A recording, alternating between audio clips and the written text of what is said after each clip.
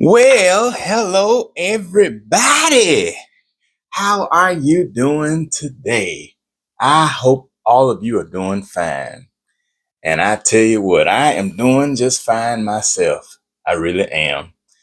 First, I would like to take this opportunity to say thank you very, very much for tuning in. I really appreciate it. And I would like to welcome each and every one of you to another episode of TJ's Topics. I tell you what, I'm just so glad to be with you. I consider it a joy, an honor, and a privilege to be able to come into your presence on any given occasion. Now, on today, I have a very intriguing topic, which is the bitterness that religion causes. That's what I have. The bitterness that religion causes. And if you ask anybody who has been in church at any point in their lives, they will tell you that religion is a hot mess. Dealing with church folk, and I don't want just say church, but any religion. We like to classify Christianity because it's like the dominant religion in this country, the United States. But religion covers a multitude of different, you know, components, different affiliations, whatever you want to call it. So, but that's what the topic is: the bitterness that religion causes. Bitterness stems that stems from religion often arises from trauma, rigid legalism, and or hypocrisy, leading to spiritual, emotional, and social pain. It is frequently described as a poison that destroys personal well-being, relationships, and faith. Common causes include severe hurt, which we often refer to as church hurt, unmet expectations, and I can give you a good example of that. Having somebody prophesying over you, talking about you're going to be blessed with this and that in your next season. Those are unmet expectations. Examples of them anyway. Fear-based indoctrination, talking about things like God will punish you for this and that, if you don't move when he says to move, or if you don't do what he says do. That's fear-based, scaring people into doing things. Or abuse, and that can cover a myriad of things, such as like I give you a prime example: sexual abuse, at the hands of a religious leader. And we've heard too many examples of that going on in these in these religious institutions. All of that and much more are the type of things that can cause people to feel a deep sense of resentment towards religious institutions and ultimately towards God.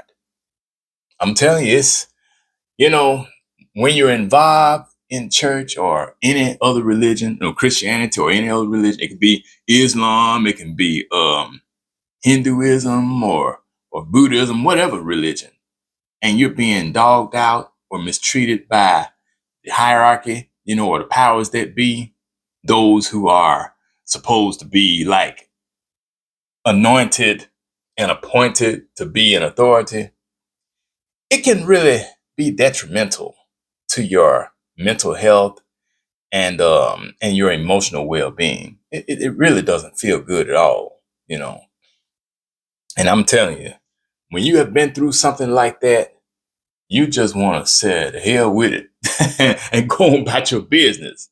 Because, I mean, why would anybody want to stay in a place where they know they're not welcomed, where they don't feel appreciated, where they are basically not treated as a fellow human being. They're not accepted. They're not they don't feel loved. Who would want to subject themselves to that week after week, month after month, year after year, decade after decade? I mean, all they're doing is wasting their precious time. And time is something that we can never get back. We're only allowed a certain amount of it while we're here. And so it's up to us to use it wisely. Now, key aspects of religious bitterness. Of course, we've already discussed some of them: trauma and abuse, instances of hypocrisy, sexual abuse, or emotional manipulation by religious leaders, creating deep, long-lasting resentment, legalism and fear, a rigid, performance-based approach to faith that can lead to burnout, the fear of hell and all that every Sunday, fire and brimstone, every Sunday, and stuff like that, causing people to be mad and upset, and things like that. Unresolved conflicts that happen within these religious communities or the church, perhaps, that are not addressed immediately, but they're allowed to go on, which cause the victims to hold a grudge, most times for the rest of their lives.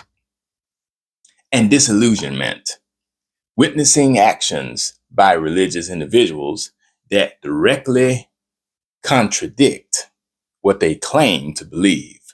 In other words, they say one thing and do another. Hypocrisy. They don't practice what they preach. And if they listen to that song by the late great Barry White, maybe they would learn something. Practice what you preach. Now, the effects of bitterness, they are: number one, internal pain, which can lead to emotional distress and low self-esteem. Number two, relational damage, which is the result of fractured relationships, jealousy, and social conflicts. And finally, number three, spiritual disconnection, leading to one's abandonment of the faith altogether. For example, people get pissed off at something that the pastor said or did, or things that they see going on in a particular church. Well, they might leave that church, go find another church. But that doesn't mean that things will be better over there, because where people are, problems are. That's just the way it goes. So these are just some of the examples of the things that can lead to bitterness with respect to religion.